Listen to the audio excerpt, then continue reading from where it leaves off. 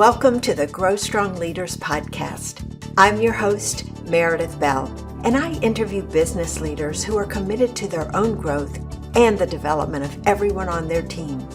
If you enjoy my podcast, be sure to subscribe and rate it on your favorite podcast platform. Thank you for joining me today. I'm your host, Meredith Bell, and I love introducing you to people who've worked on their own development and help others become the best version of themselves. That's also a key focus of my company, Grow Strong Leaders. We publish software tools and books for improving the way people connect with each other at work. And you can find out more about us at growstrongleaders.com. Today, I am so excited to introduce you to Tim Shurr. Tim, welcome to my show. Oh, Meredith, it is an honor to be with you today. You're one of those special people that make the world a better place. And so I'm really excited about spending this time with you. Oh, thank you. Well, I feel the same way about you. In fact, I want to give a shout out to our friend and colleague, Melanie Ake, because that's how we originally met. We were both featured speakers on her Heart of Leadership live event in December, and Tim was the closing speaker. And as soon as I heard his presentation, I thought, I've got to have him as a guest on my show. I just loved everything about him in terms of his content and his approach and his manner. So, Tim, before we jump into our conversation, let me give a little bit more of a formal introduction to my audience.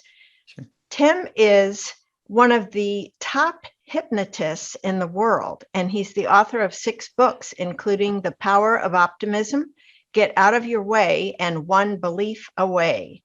He's the host of the podcast, How to Be Mesmerizing. Tim, I love this. Tim is improving the lives of people around the world with his revolutionary One Belief Away method. His personal mission is to make the world a happier place by helping millions of people end needless emotional suffering. Amen to that, Tim. I love that. And you've worked with so many people. Let's back up, though, and start with your early life experiences that led you to study hypnosis in the first place. And then after you give us that context, describe how you've incorporated hypnosis and other strategies in your work with clients today. Yes. So I grew up in the 70s and, those were wild times. It was the norm to pick on people and be sarcastic and find people's weaknesses and kind of really get to them. And so I grew up where I would hang out with friends, and one day they were your best friends, and the next day they seemed like they were your worst enemies, and that sense of instability. And then when I was 12 years old, I remember the phone rang and I answered it, and there was a woman on the other line, and she said, "Honey, find your mom. There's been an accident." My dad was an electrician at US Steel, and while he was working on an electrical panel, it exploded and it burned him really bad. And so my parents were suddenly at a Loyola burn unit, and I moved in with my grandparents, and my whole world changed. It was like the carpet was yanked out from underneath me. And so what happens is we all have what I call big T and little t traumas, right? I had some big T traumas, like those experiences, and then a whole bunch of other small T traumas, being humiliated, embarrassed in the front of the class, kids teasing me, and all kinds of experiences that make us feel like we're less than and that we're not good enough and there's something wrong with us. And so what happens is, from those experiences, our unconscious mind on its own creates these beliefs, what we think these experiences mean. And without our permission, it starts developing this software in our unconscious mind that, these beliefs that make us feel like I'm not good enough. I'm not worthy of love. I'll be rejected. I'm going to be abandoned. All these worries and fears come from these beliefs that then impact us as adults, and we don't make the connection. And so if we're struggling with our business, or we're struggling in our relationship, or we're struggling with our health, we're struggling with our money, or with our self-confidence and self-esteem, we don't realize it's because of those beliefs that were formed in our early childhood. So I went to school for psychology. I figured that's where I could figure out how to get rid of my anxiety. while I was going to school there, they had guest speakers that were coming in talking about how they approached using therapy to help people. One of them happened to be a hypnotist, and they asked for a volunteer. And I thought that's how I would get my confidence, that I would try to make people laugh and be the class clown. And so I said, yeah, I'll cluck like a chicken. I didn't know anything about hypnosis. And I felt so peaceful after that session. It was like that knot in my stomach disappeared for a little while. And I was like, what is this? Because I wasn't experiencing that in any of the talk therapies that we were learning. And I immediately felt more peaceful. And it lasted for a week before the anxiety came back, because I was good at doing anxiety. Even though I didn't know I was doing it, I thought it was happening to me. Right. Mm-hmm. And so I continued to go to school and got my degrees in psychology, but I also started learning about hypnosis and got my certifications in that. And then I learned about neurolinguistic programming.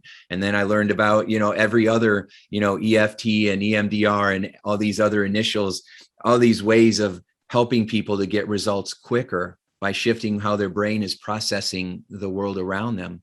And I've been doing it ever since. And so it's been a 32-year journey.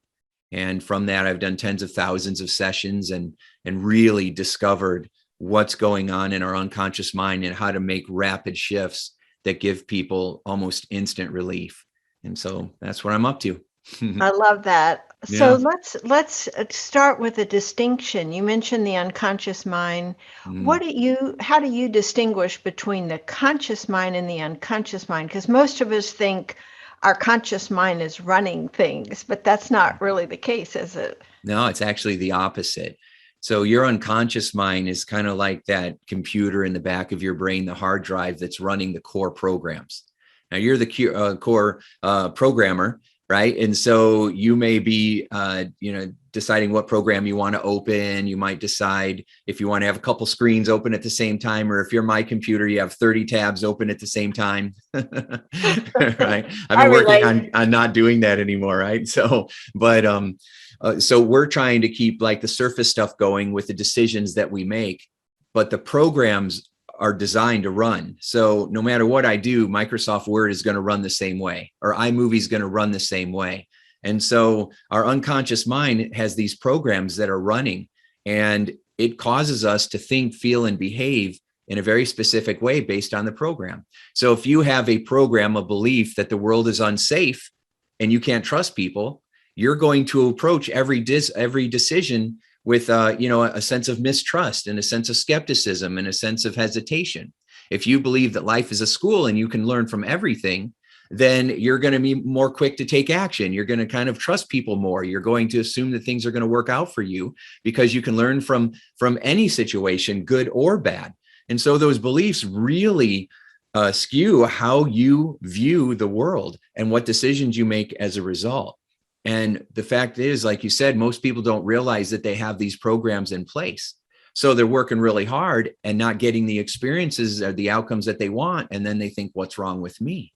Why can't I do this? And it reinforces those beliefs, those original programs. It strengthens them.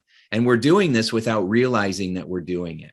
And so your unconscious mind controls, really it houses your beliefs, your habits, your conditioned responses, your life experiences. It's the emotional part of you. They say in sales that you can use logic, but emotion is what causes people to buy. Right. And that's what's happening in our mind for every decision.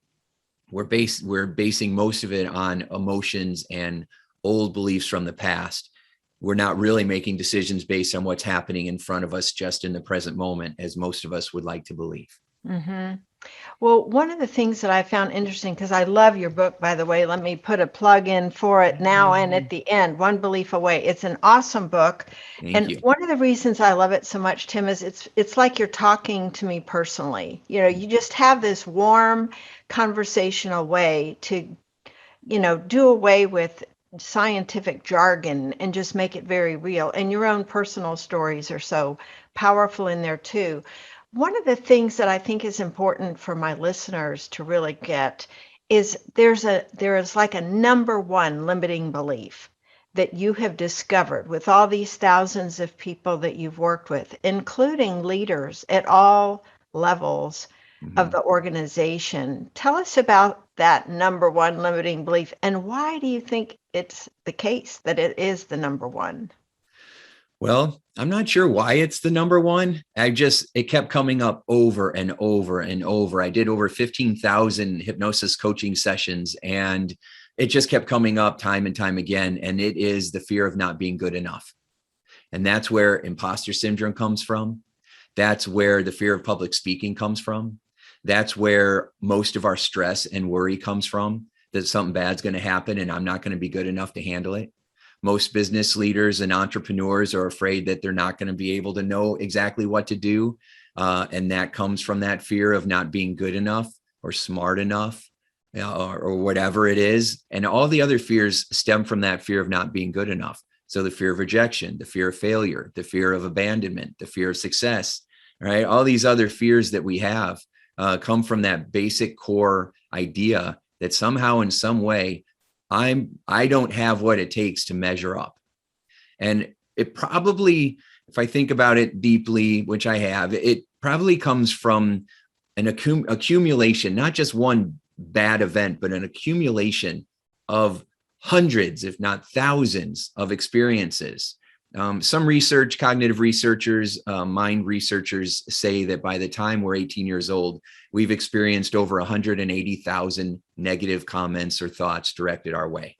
180,000 negative thoughts. Imagine that. And so there's a reason why people feel so insecure. And when you look around on social media, it really shows how bad it is, because so many teenagers grow up to be adults have such high anxiety, so much depression, which is a fear that you can't do anything about your situation. You're helpless and it's hopeless, right? So much pain comes from the ways that we develop to deal with those feelings. Overeating and smoking and drinking and drugs and the legal drugs, the pharmacies and the medical profession, they got a pill for everything. So you're feeling a little stressed and you didn't sleep well last night. Oh, you probably need a pill for that. No, that described to everybody that's on this planet. And so, we've got to learn how to use our mind. And that's why having programs like yours, Meredith, is so important, because you're bringing the best tools and insights and strategies that help people to live a more fulfilling, happy life. Well, one of the things people are told is to say affirmations instead of saying I'm not good enough, to say I am good enough. But that by itself doesn't work. Explain why that is a limited and really not very effective approach. Yeah. And sometimes it can make things worse, right? Oh, talk about that too. Because if you say, I'm a good person, I'm worthy of love, I attract money everywhere I go, and then that doesn't feel like that's the reality, and then someone calls you up and they're mean, or someone pushes a button inside of you that makes you think of the past, or you look at your desk full of bills, you're like, I'm not prosperous. It makes you feel like you're lying to yourself. It makes you feel like more of a fraud.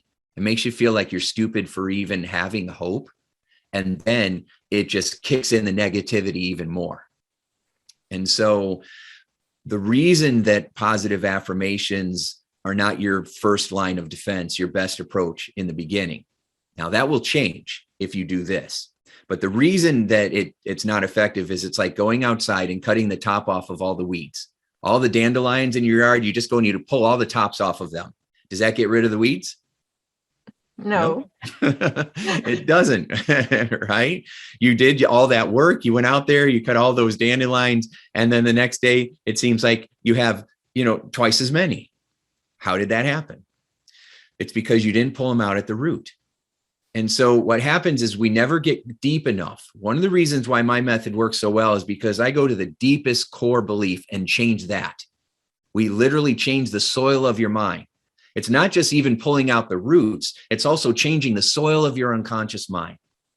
And the way that you do that is by upgrading your unconscious beliefs and then creating new experiences of self-love that you can refer back to. One of the reasons people have a hard time letting go of fears and skepticism or pessimism is because they have lots of examples from their past. All this proof, yeah, this happened and this happened. That's why I feel this way.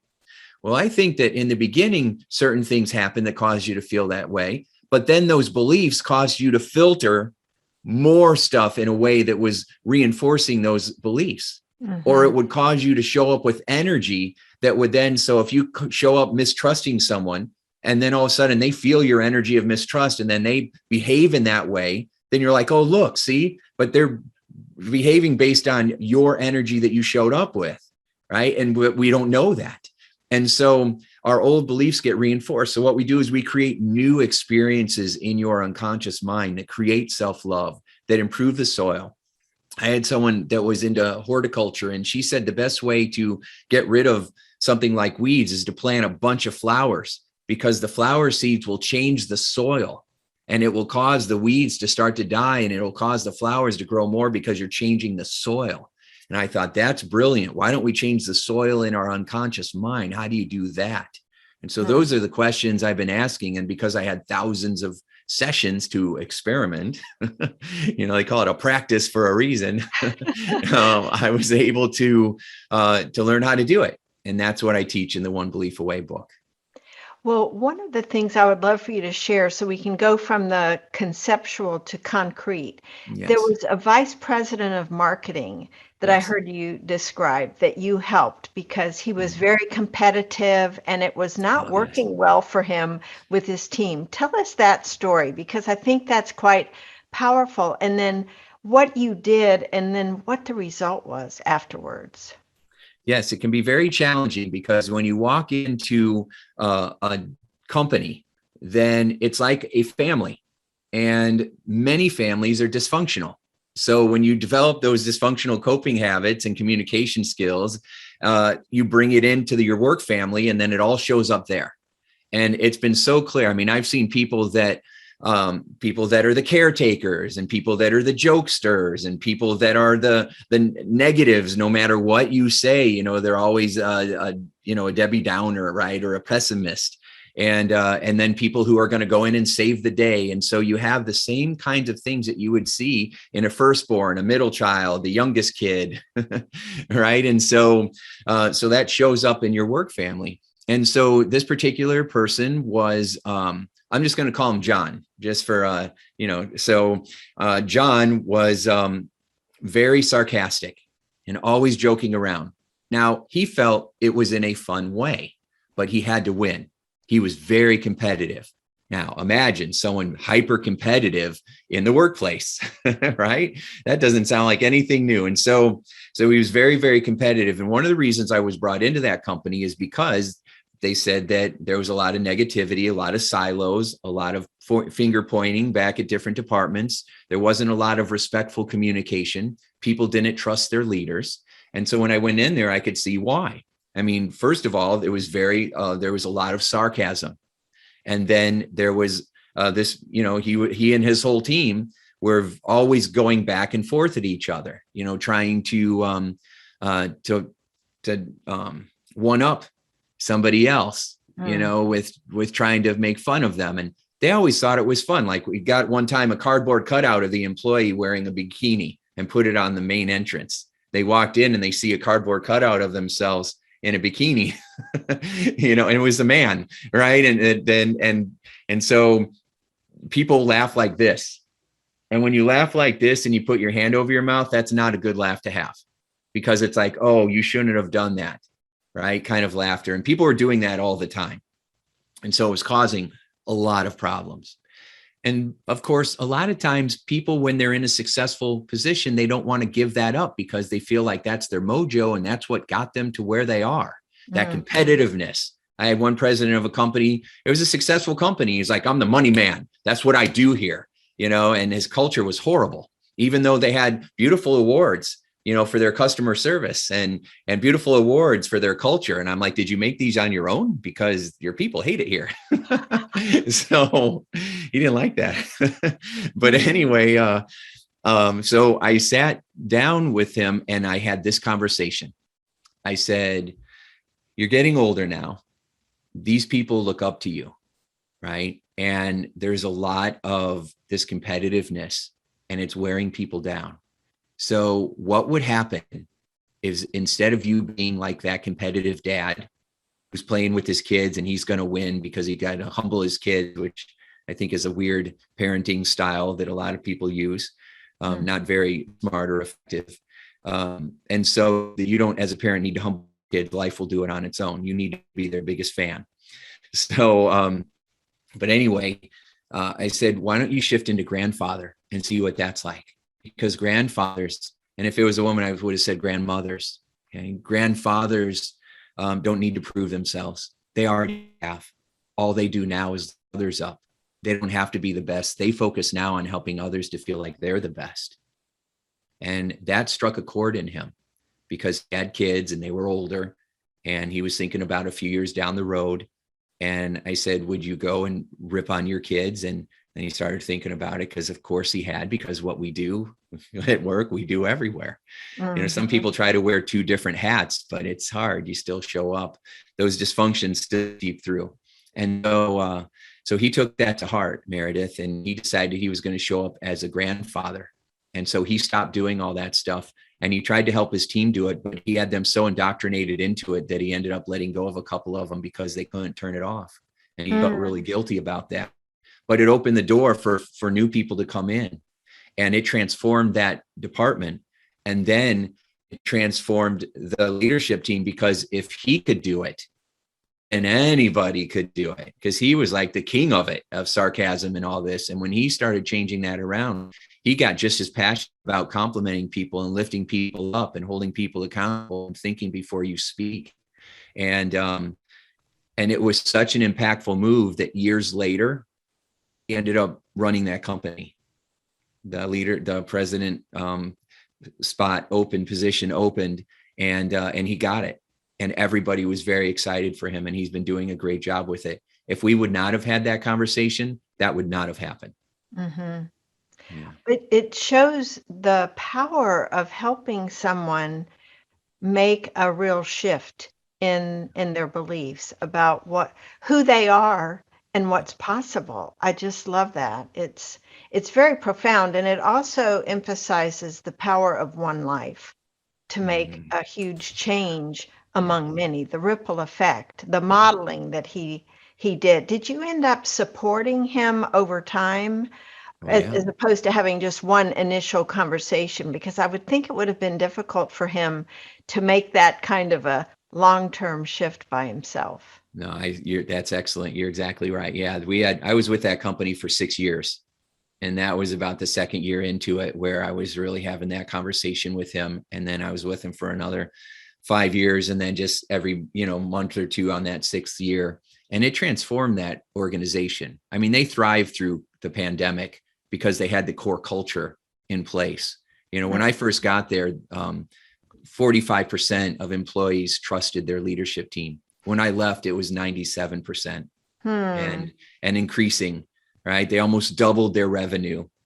And when I asked the president of the company what he attributed that to, he said, our training with you. He said, you didn't just make us a better company, you made us better people. And that's what I think about. I don't think about making a better company. I think about each person transforming in their own life, because I don't come from corporate America. So if they made another $5 million, okay, that's awesome. Right. That's exciting. Good for you. I can use that as a KPI, right, in a case study. But when they say, I made up with my kid's soccer coach and it's so much more fun now. We used to yell back and forth, and now we're really focused on lifting the kids up, or my marriage has improved now, right? Or I feel so much more confident about myself. I believe in myself now. And I got that promotion because I believed in myself instead of doubting my abilities to lead a team. I mean, that's what lights me up. Mm-hmm. I know, just from reading about you and hearing you talk in other podcasts that I've listened to. Let's tie in this idea of kindness, because I know that's so important to you. It is to me also. In fact, my dad was known for being kind. That was a key value of his, and it rippled through all of us, so that I'm with you so closely on that. Yeah. For people who are in leadership roles and they hear that word kind, sometimes they interpret it as soft, not strong enough, maybe being too vulnerable. How do you define kindness and what does it look like in the workplace? Yeah, that's a great question. I never thought of kindness ever being vulnerable. I thought it, to me, it's more empowering, right? There's an old idea that the person with the most behavioral flexibility is the one who's in control. And what that means is that the more resources you have, the more ways you have to respond in any situation, the more you're in charge of that situation. Most people have one approach, and they hide because they don't like conflict, or they start yelling because they feel like that's what you have to do. So it's a fight or flight response. Some people become aloof. People hide behind their intellect and they don't want to have any emotions, right? And so some people get really distracted because they don't want to deal with it. So they're always going in 1,000 different directions. And when someone's under pressure, those one tricks usually just amplify, right? So if you're a yeller and someone upsets you, you just yell louder. And that doesn't, it's not a very effective approach long term. So if you have several different ways that you can show up, so you can show up curious, or you can show up where you challenge someone, or you can show up as a best friend, or you can show up as a mentor, right? Or you can be playful, right? Or you can be compassionate. You can show up in a variety of different ways, and being kind is just one of those ways. So it actually is a strength. And I was always taught you get more flies with honey than vinegar, right? And that's how you'll get a response out of me. If you send me a nasty email, right, and then I'm probably not going to want to respond to you, or I'm not going to respond quickly. I'll tell you a story. So there was a woman that I was coaching, and she was a part of an executive team. And she said that they were having a lot of difficulty with their just distribution line, right? As you can imagine, our whole economy has been thrown off the last couple of years. And so she was really struggling because this company was supposed to be sending trucks and trucks weren't showing up, and it was really hurting their company. So instead of sending another email, she called the person, and she decided that she was going to be extraordinarily kind and supportive.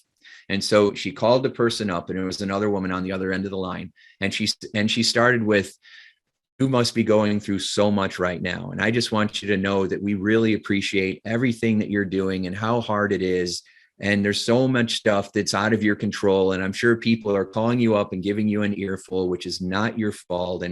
And so I just want you to know that we are really, we're here for you and we're supporting you. I know that we've had a hard time getting the trucks here. And I just want you to know that we've got your back and we believe in you." And she said the woman was so taken aback. She said, I really, that means a lot to me. I'm like teary-eyed. She says, "Hang on a second." And then she got back on the phone and she said, "I moved some things around. You'll have a truck tomorrow morning." And that like makes me emotional right now thinking about that. Yeah. Because the woman was intentional, and she was, it was real. It was sincere. She wasn't putting on a show to try to manipulate someone, because you can feel that. You can feel the fake, right? Yes. You'll feel the insincerity. And so she genuinely had to get into that state of mind and put herself in that other person's shoes and have that kind of empathy and compassion before she made the phone call.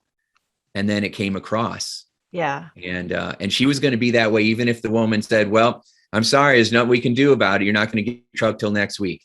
She was going to show up kind regardless of the outcome. And that's something else, Meredith, we both know, is that you've got to show up this way regardless of the outcome.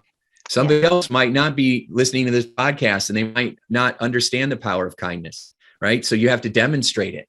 Not if they're rude to you, then you throw it out the window and go back into that old way. As I was listening to you, I was thinking just the question, who do I need to be in this moment? With this person, what will help us connect as opposed to push us apart. So that is such a beautiful example. I love that. I got chills just listening to you because I could hear, how she came across to this other person and what it must have felt like, Oh, yeah. to that other person who was used to getting all of these negativity, the complaint, is this whole thing where our ego gets in the way so often, right? That we have that need to prove ourselves right and what we need to be there. I want you to describe this 5-step process, but before you do, I want to just share with you something in the book that you mentioned that I imagine some of my other listeners might relate to. You had talked about that you worked with people who attended Catholic schools and were taught by nuns or other teachers. I was one of those people. I went through Catholic school from grades 1 to 8, and I had some really small t traumatic experiences with teachers. And I wanted to just share one with you quickly and my audience because I used that one in the chapter about awakening, where you walk us through going back to that moment in time. Mhm. And what happened was when teachers would leave the room, you were not supposed to talk. That was a strong rule. Well, I not only talked while she was out of the room, I got up out of my desk because I noticed the Ooh, kid next to me was yeah. doing the wrong exercise, and I didn't want him to get in trouble for Aw, not doing the right thing. So I yeah. was trying to be helpful to him. This Yes. was first grade. And Mhm. I'll never forget it when the teacher came back. She must have been peeking through the glass door, right? Because she Mhm. came back and she called me and a couple of other people up to the room, and she was, shaking her finger at me, saying, "If you get out of that desk again, I'm going to tie your legs to the chair," Yeah. and just humiliated me. It was one of Mhm. those imprint moments. And so Mhm. when I was Yeah. reading the chapter and I went back to that, and I was doing that part of talking to that child, I Mhm. actually teared up. It was Oh, yeah. very real and very healing to go Mhm. through that process. So I share that as a way of affirming your process, really working to identify where in the past have those moments been that have caused these beliefs that have carried on in all these years and had a negative impact in some way on the life of the adult. Let me ask you a question. So when you think about that little girl at that time now in first grade, how do you imagine her right now? You mean in going If back in that moment? yeah, if you go back to that moment and you think about her right now, what Yeah, comes to mind for you? that she was trying to be helpful. Yeah. She was Yeah. working from a spirit of being helpful to someone else. Yes. And what I had to work through is the teacher, doing the best she could, but working out of a place of instilling fear and intimidation. Yes. And that came from her own, background. And so I had more empathy and understanding of the teacher and Mhm. not the fear or the resentment Yeah. against how she was in that moment. So you hold this More loving and kind to that little girl. Yeah. So you hold this new image. This is what I meant by having new references. So instead of having the nun with the finger in your hand and you feeling humiliated and scared to death, we shifted that. So now when you think about that little girl, what happens is you think of her with love and kindness and how amazing she was, that she was from a young age being so helpful. And she grew into this lovely woman who's still doing it to this day. And how awesome that is, right? I mean, that's extraordinary. And then you also were able to bring in a new level of empathy and understanding that a lot of times, a 6-year-old won't have that, right? And so the fact that you were able to bring in compassion for that teacher, because she must have had some rough stuff happen to her for her to treat little kids that way. And Mhm. then on top of that, you also have this new level of understanding that all those things that nurse or that nun was doing, that wasn't your stuff. That was her stuff. And that Mhm. again separates it from you, because what we do is we make it our stuff, and it's not our stuff, it's their stuff. And Mhm. so all these levels happening at the same time creates this new resource and leaves us with a feeling of love instead of hurt, anger, and resentment. And that's how you keep changing the soil of your subconscious mind. Yeah, that was beautiful. I just can't recommend your book, more highly for it really making a difference, because you have so many practical exercises that weren't hard. I mean, hard in terms of emotional connection that you make, but not difficult as far as blocking out time to do them. It's each one of them to me was extremely valuable. I want to also ask you about cultures of organizations, because you were talking about this one individual and what an impact that person's changes had throughout. Sometimes when you go into a company, you detect a limiting beliefs kind of as a corporate environment. Oh, And yeah. I'm curious to know, what do you pick up on? What is it you hear people saying or doing? And what's your approach? I know you do individuals at a time, not trying to do a whole company, but I would just love to hear, what do you notice, first of all? Well, when I very first, a long time ago, did a group program, the manager, it was for a mortgage company, and the manager came in and introduced me that I was going to do this program for the next 3 hours, and I was going to take everybody through it, and it was going to help with their professional development and improve their ability to close sales. Right. And then as soon as he introduced me, he left. And so, I followed him one time. I said, where's he going? And they said, oh, he's going to have a cigarette. I'm like, how come he's not in here with us? And they all kind of laughed. Like, he probably thinks he knows this all already. And I thought, that's a problem. And because of his energy, he wasn't supportive. He wasn't encouraging. He was kind of a matter of fact, my way or the highway kind of approach. And I thought, wow, we really got to work with our leaders and the leaders of the company first, because you cannot blame supervisors, managers, and leaders, leads on teams, if the culture is reinforcing how they're behaving. I had another person that I walked into their company, and I spent 55 minutes out of this hour program getting them completely motivated. It was a sales team for a insurance company, and they were really struggling. And so I came in there, and in 55 minutes, these people were ready to conquer the world. All we had to do was open the door and let them go. And they were they were on a high. And then in the last 5 minutes, the president of that company said, that was absolutely fantastic. Well done, Tim. Really loved your message. Now let's talk about these atrocious numbers. And within 5 minutes, I watched them completely unravel everything that I did. People were literally sinking back down in their seats. And I thought, I've identified the problem. And, and then I was too young and scared of getting fired. Now I could care less. but at the time, I didn't have the confidence to be able to sit down and say, I've identified the problem. And guess who it is, right? And so, and I wouldn't say you're a problem. I would say this behavior, or here's what I noticed about this action or decision. You separate the person from their behavior. You can attack the behavior, but you always keep the integrity of the person. And people often, get that wrong. So, so that was when I learned that you have to work with your leadership team.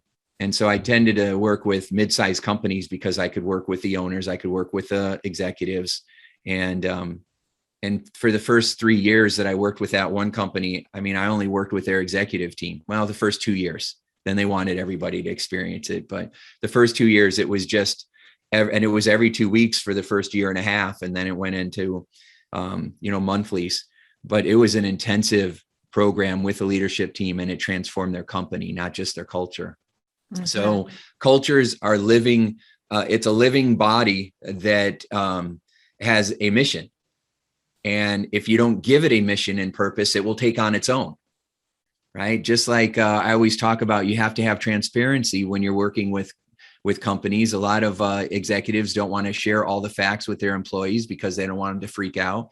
Well, that's a terrible decision, because when you do that, people make up all kinds of their own stories. And now you have 100 or 500 different stories and different versions of the truth, instead of just being transparent with one story and one message. And so, there's so many mistakes that people make. So you got to say, how are we going to handle these situations? And it becomes your moral compass. And then you make your decisions based on your moral compass, your mission statement, and your core values. And people hate spending so long on corporate values because it might spend 3 months, in 6 or 7 meetings on trying to come up with what the definition of this value really means in action, and then coming up with 4 or 5 examples of it in action. But when you create that, you're like values blueprint, when you create that and you have a clear definition with clear examples, it gives you clarity, and then everybody's on the same page. And then you can't have 10 core values because then you're not good at any of them. You really should only have about 3, and then pick the one that is your driving value. Like, are you the best, or are you the kindest, right? Are you the most affordable, right? Are you the most convenient? What is your core value? And then you work as hard as you can to continually improve. That's what Southwest Airlines did. And other airlines tried to model them and failed because they tried to do what Southwest Airlines did and then tried to do what they were doing at the same time. Right. And that wasn't the formula. And so it didn't work for them. And for Southwest Airlines, it did, because they knew they were the affordable airlines, and that's what they focused on. And they wanted to be the friendliest as well. And so they were known for that, and they still are. Well, before I let you go, I want you to share, please, giving my listeners something very tangible, your 5-step process for upgrading your beliefs or a belief, so that they can imagine and practice some of these things before they read your book. So this is the conscious, logical, cerebral way of doing it, which is a little different than how I take you through it using the awakening experiences in the book or in the course or in my live seminars. So if you're going to do it on your own, then what you do is, first question is identify how you're feeling. How am I feeling? And then what would I have to believe in order to feel this way? So if I'm feeling overwhelmed, or I'm feeling stressed, or I'm feeling anxious, or I'm feeling angry, or I'm feeling, worried, whatever it may be, what would I have to believe in order to feel this way?